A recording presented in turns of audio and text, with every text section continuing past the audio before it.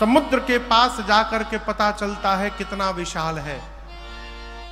समुद्र में जितना पानी भरा है, मेरे रघुनाथ जी के पास उतना आनंद भरा हुआ है। रघुनाथ जी आनंद के समुद्र है। और यहां एक बात समझिएगा, भगवान कभी किसी को कष्ट नहीं देते, भगवान कभी किसी को दुख नहीं देते। जिस भगवान के पास आनंद भरा हुआ है, वो दुख कहां से देंगे हो? हम आपको ये तौलिया तब दे सकते हैं जब ये तौलिया मेरे पास होगी, जब होगी नहीं तो देंगे कहां से? भगवान के पास केवल आनंद है। ये प्रसंग कहता है, जीवन में हमें और आपको जो सुख और आनंद प्राप्त हो रहा है, वो भगवान की कृपा से मिल रहा है। और जो कष्ट प्राप्त हो रहा है, वो हमारे अपने कर्मों का फल प्राप्त हो रहा है। गुण तुम्हार समझई निज दोषा, जेहि सब भांति तुम्हार भरोसा है। गुरुदेव ने कहा कि राजन, ये आनंद के समुद्र हैं। सीकर से लेकर त्रैलोक्य तक की सुंदर व्यवस्था करते हैं कौन? भगवान। भगवान ने क्या अद्भुत रचना इस संसार का बनाया है। आप कल्पना करिएगा, कभी जब हमारे मुख में दांत नहीं थे, तब भगवान ने मां के अमृत कलशों में हमारे लिए दूध दिया है। जब दांत दिया तो खेत में अन्न दिया परमात्मा ने। यह भगवान की व्यवस्था है। गोस्वामी जी कहते हैं, सीकर ते त्रैलोक सुपासी, ये सुख के धाम है। और महाराज, ये वही हैं जो पूरे जगत को विश्राम प्रदान करेंगे, जो सबको विश्राम देंगे। उनका नाम आज से राम होगा। जैसे गुरुदेव ने कहा, पूरी सभा बोली, बोलिए राम लला सरकार की जय। अब श्री राम जी के बाद मां कौशल्या जी की गोद में भरत जी बैठे थे। गुरुदेव भगवान ने कहा, आपके दूसरे पुत्र विश्व भरण पोषण कर जोई, ताकर नाम भरत अस हो। महाराज, आपके ये दूसरे पुत्र पूरे विश्व का भरण पोषण करेंगे।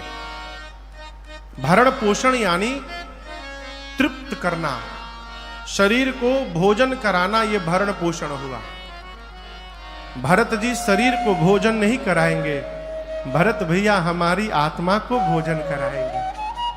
कैसे? राम प्रेम से।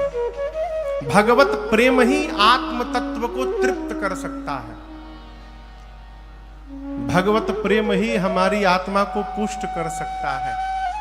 कई महात्मा आपको मिलेंगे कंदराओं में, आज भी मिलेंगे।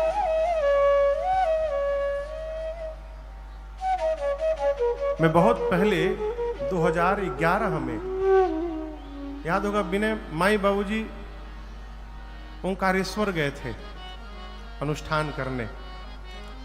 तो मैं किसी कथा में से पूज्य महाराजेश्वर के ओंकारेश्वर चला गया। बाबूजी थे वहां पर, माँ थी, बाबूजी थे। तो हम लोग एक गेस्ट हाउस के कमरे में थे। तो पर्वत, जो ओमकारेश्वर भगवान ओम के आकार के पर्वत पर है, ऊपर से एरियल व्यू से वो पूरा पर्वत ओमकार है। दोनों ओर से मां नर्मदा बहती हैं। तो उस पहाड़ पर, पर्वत पर दूर किनारे एकदम एक एक गुफा जैसा दिखाई पड़ा। तो मैं 4-5 दिन था, तो वहां बैठे बैठे उसको देखता रहता था। पिताजी एक दिन बोले, सुबह बाबू जाओ और परिक्रमा लगा लो पर्वत की, ओमकार पर्वत की परिक्रमा। तो 2-2.5 घंटे की परिक्रमा लगभग होती है। मैं भोर में निकला, परिक्रमा किया। अब परिक्रमा करते करते कौतूहलवश कहिए, चाहे जो भी भगवत इच्छा हो, मैं चला गया उस गुफा की ओर। नीचे उतर के वो पत्थर थे, बोल्डर सब, उन्हीं पे पांव रखते रखते किसी किसी गया। जब वहां गया तो भीतर एक महात्मा बैठे थे। वो जैसे देखे मुझे बुलाए, मैं गया, प्रणाम करके बैठा। पूछे, कहाँ से आए हो? मैंने बताया कि बाबूजी यहाँ पर नवाह पारायण करने के लिए मैया को लेकर आए हैं। 9 दिनों से बाबूजी हैं, आज निकलना है हम लोगों को। क्या करते हो? तो बोले कि हम तो पहले व्यापार अपना संभालते थे, लेकिन अब कृपा हो गई है, अब रघुनाथ जी की कथा गाते हैं। तो बहुत आशीर्वाद दिए और न जाने कहाँ हथवा ले जाते थे और घुमा घुमा के काजू किशमिश ला के हमको देते गए। मैं बैठा हुआ हूं, ऐसे हाथ पीछे ले जाते थे और काजू किशमिश ला के देते गए। इतना सारा ड्राई फ्रूट दिए, बोले प्रसाद ले जाओ, माताजी पिताजी को भी देना और आनंद करना। मैं प्रणाम करके चला आया। दोबारा जब गया तो ढूंढने लगा, लेकिन दोबारा नहीं मिले वो। आज भी हिमालय में आप चले जाइए ऊपर की तरफ, कंदराओं में ऐसे ऐसे महात्मा हैं जिनकी आयु का पता नहीं कि वो कितने वर्ष से वहां बैठे हैं, साधना करके बैठे हैं। ये क्या है? आत्म तत्व यदि पोषित हो गया तो फिर शरीर पर कोई प्रभाव पड़ने वाला नहीं है। आत्म तत्व पोषित कैसे होगा? भरत जी है, भगवत प्रेम से संभव है। अस्तु गुरुदेव ने कहा आज के बाद इनका नाम भरत होगा। भरत कौन? जो आने वाले को राम प्रेम से भरता रहे, वो भरत है। पूरी सभा बोली, बोलिए भरतलाल सरकार की जय। अब मां कैकेयी जी के गोद में सबसे छोटे भैया शत्रुघ्न भैया बैठे थे। गुरुदेव ने कहा आपके सबसे छोटे कुमार जाके सुमिरन ते रिपुनासा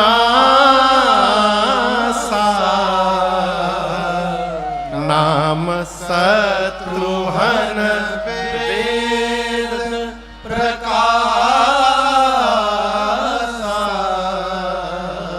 गुरुदेव भगवान ने कहा आपके छोटे कुमार वो हैं जिनके नाम को लेने से शत्रु समाप्त हो जाएंगे।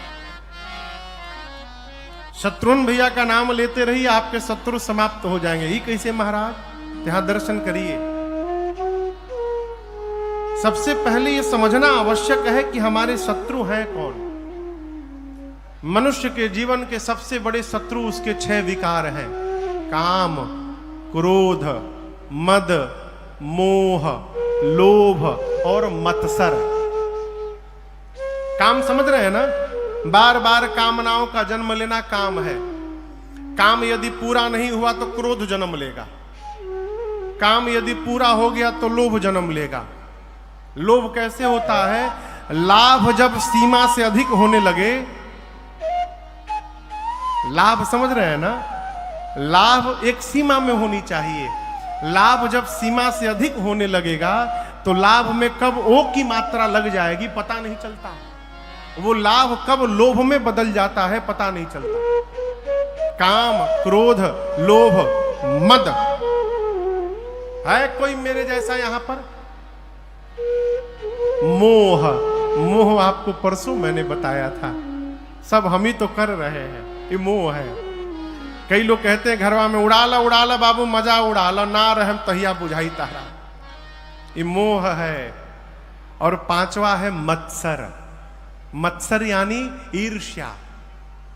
मत्सर बीमारी से जो आदमी पीड़ित रहता है उसको यदि आप अपने घर में बुला लिए और बढ़िया नया सोफा पर बिठा दिए और बता दिए कि कल ही 1.5 लाख का सोफा लेकर आया हूं, और जैसे आप चाय लाने के लिए भीतर जाएंगे नाखून से नोच देगा, हाँ, पेन लेके उसी में धंसा देगा।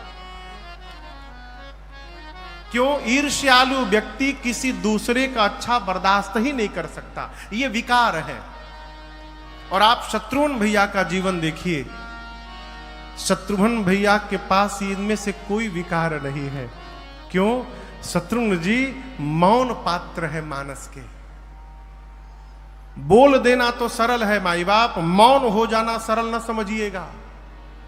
कई आदमी से आप कोई बात कहिए और कहिए कि देखिए हम आपको अपना जान के बता रहे हैं, किसी से बताइएगा मत। होता है ना कि देखिए हम सबसे तो छिपा सकते हैं लेकिन आपको हम अपना जान के बता रहे हैं, किसी से बताइएगा मत।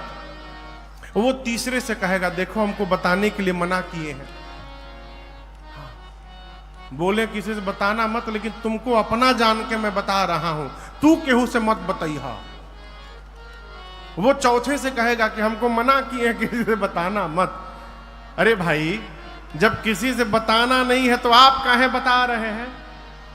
वो बात जिसको आप नहीं पचा पा रहे हैं वो सामने वाला कैसे पचा लेगा, क्या गारंटी है।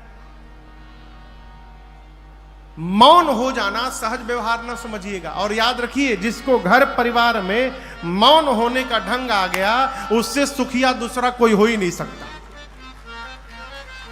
घर परिवार में यदि कोई कुछ बोल रहा है, मौन हो जाइए, बोलवे मत करिए। रहीमन बड्डो मार है, हमारे चाचा कहते हैं, रहीमन बड्डो मार है दीजे चित्त से उतार। मौन हो जाइए। अच्छा, कोई आदमी आपसे झगड़ा करने आए और आप कुछ बोलबे मत करिए, चुपचाप रहिए खड़ा। कब तक बोलेगा वो? 5 मिनट से अधिक नहीं बोल सकता है। वो चिल्ला रहा है, आप चुपचाप खड़े हैं, वो 5 मिनट चिल्लाएगा, फिर चुप होके चला जाएगा। और यदि आप भी बोलना प्रारंभ कर दीजिए तो ये झगड़ा घंटों चल सकता है। मानस के मौन पात्र हैं शत्रुघ्न भैया। गोस्वामी जी ने कहा, जो इनके नाम का स्मरण करेगा उसके शत्रु समाप्त होंगे। पूरी सभा बोली, बोलिए शत्रुघ्न लाल सरकार की जय। अब लक्ष्मण भैया मां सुमित्रा की गोद में बैठे थे। गुरुदेव भगवान ने कहा, महाराज आपके तीसरे कुमार लक्षण धाम राम प्रिय, सकल जगत आधार, गुरु वशिष्ठ तेहि राखा, लक्ष्मण नाम गुरुदेव भगवान ने कहा, आपके तीसरे कुमार समस्त शुभ लक्षणों के धाम हैं। महाराज, ये राम जी के प्रिय है, राम प्रिय। ये बड़ी अद्भुत बात है। आप देखिए, राम जी सीता मैया के बिना तो दिखाई पड़ जाते हैं, लेकिन आप कहीं नहीं देखिएगा कि राम जी लक्ष्मण भैया के बिना दिखाई पड़ जाए। आप, ये प्रियता है। हमारे महाराज जी कहते हैं, बाबू किसी के पास भी रहना चाहिए तो उसकी जरूरी बन के नहीं, उसकी मजबूरी बन के रहिए। लक्ष्मण भैया हमारे गोस्वामी जी वंदना क्रम में कहते हैं, रघुपति कीरति विमल पताका। यदि रघुनाथ जी की कीर्ति पताका है, पताका